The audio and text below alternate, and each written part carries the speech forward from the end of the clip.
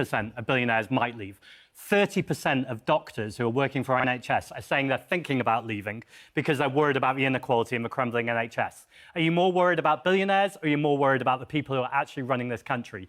Doctors, teachers, nurses. You're sat there saying, oh, please, think of the billionaires.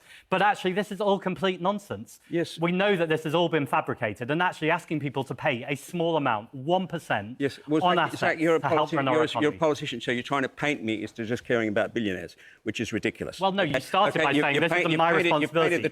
You've come on here as a very wealthy individual and dared to say on TV, I don't want to pay a bit more tax. When this country is crumbling, we have 4 million children living in child poverty, and you're saying, I don't even want to pay a little bit more. That's morally reprehensible. You're making it about me. OK, why did it fail in France and Germany? Why did they give it up? Why is it working in Norway, Spain?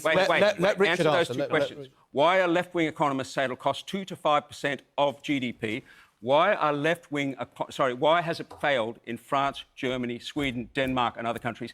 Why are Italy, Portugal, Greece, Dubai,